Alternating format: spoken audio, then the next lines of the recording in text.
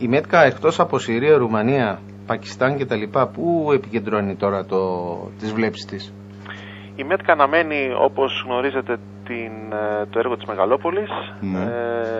Αναμένει να ξεκινήσει και το Αλιβέρι, βέβαια. Αναμένει να ξεκινήσει το Αλιβέρι, σωστά. Δεν ξεχνάμε αυτό. Αναμένει τη ΔΕΗ να ανοίξει τις προσφορές της Μεγαλόπολης, οι οποίες προσφορές θα ανοίξουν, φαντάζομαι, σύντομα. Εκεί υπάρχουν δύο διαγωνιζόμενοι, η Ανσάλτο και η ΜΕΤΚΑ. Και επίσης αυτή τη στιγμή συζητάει και έργα στο εξωτερικό. Συγγνώμη, η Αλσάντο με την οποία πήγατε στη Συρία είναι αντίπαλος σας στη Μεγαλοπολή? Ναι. Α, ωραία. Συμβαίνει αυτό. Ναι, δεν συμβαίνει. Ειδικά στον χώρο των ενεργειακών. Ναι, χρησιμοποιούμε μηχανές Ανσάλτο. Η Ανσάλτο δηλαδή είναι ο εργολάβος της ΜΕΤΚΑ. Εδώ τυχαίνει να είναι στην αντίπαλη όχθη. Μάλιστα. Και υπάρχουν και κάποια έργα του εξωτερικού, τα οποία συζητάει η ΜΕΤΚΑ, δύο βασικά έργα στην Τουρκία, τα οποία ελπίζουμε και αυτά σύντομα να έχουν κατάληξη.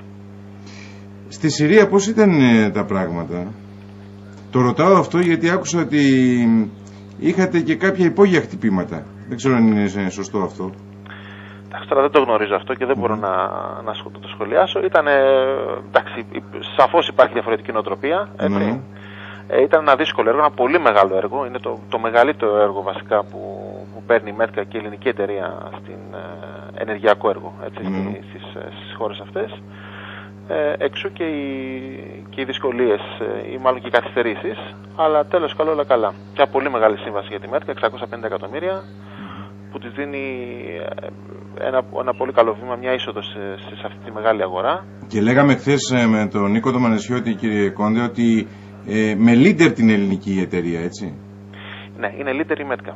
Είναι leader του consortium ΜΕΤΚΑ και μάλιστα η ΜΕΤΚΑ τιμολογεί, έτσι, για να το ξεκαθαρίσουμε και αυτό, γιατί υπήρχαν και κάποιες ερωτήσεις, τιμολογεί όλο το ποσό, έτσι, και τα 650 εκατομμύρια. Μάλιστα. Άρα είναι στο ανεκτέλεστο ολόκληρο το ποσό. Άρα στο ανεκτέλεστο είναι ολόκληρο το ποσό της σύμβασης. Πόσο έφτασε στο ανεκτέλεστο, πόσο διαμορφώνεται? Το ανεκτέλεστο αυτή τη στιγμή είναι στο 1,4 δις ευρώ. Χωρίς τη Συρία?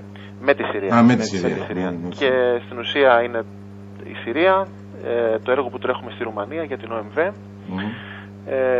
Είναι το έργο της Cornthos Power, της σύμπραξης του Μητυλαίου του Motor Oil, το Αλιβέρι, όπως είπατε και εσείς πριν, και ο Άγιος Νικόλαος στη Βιωτία.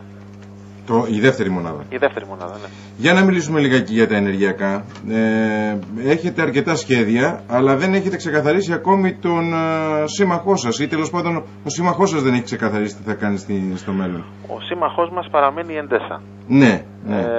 Ωστόσο υπάρχει μια αλλαγή στη μετοχική σύνθεση της Εντέσα.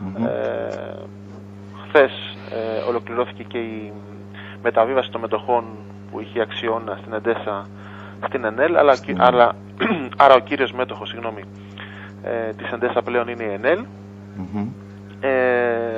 Παραμένει ο συμμέτοχός μας στην Ελλάδα, δεν έχει ξεκαθαρίσει η ΕΝΕΛ, επειδή πολλά ακούστηκαν και επειδή και σε ένα conference call της ΕΝΕΛ στο τρίμηνο ο κύριος Κόντι, ο πρόεδρος και διευθύνων σύμβουλος ΕΝΕΛ, μίλησε για πιθανές αποχωρήσεις, πιθανές πωλήσεις assets για να μειωθεί και ο μεγάλος δανεισμός ΕΝΕΛ που υπάρχει από κάποιες χώρες του εξωτερικού, Ευρώπη και Λατινική Αμερική. Δεν έχει ξεκαθαριστεί κάτι. Δεν υπάρχει κάτι επίσημο. Εμείς παραμένουμε με την Εντέσα και συνεχίζουμε να δουλεύουμε σκληρά. Εναλλακτική λύση έχετε, αν σας πει η ΕΝΕΛ ότι δεν με ενδιαφέρει η Ελλάδα πλέον?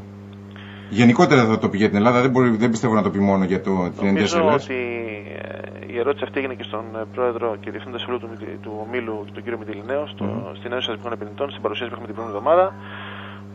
Αυτό που είπε ο κύριος Μητυλινέος είναι ότι οι εναλλακτικές είναι οι εξής τρεις.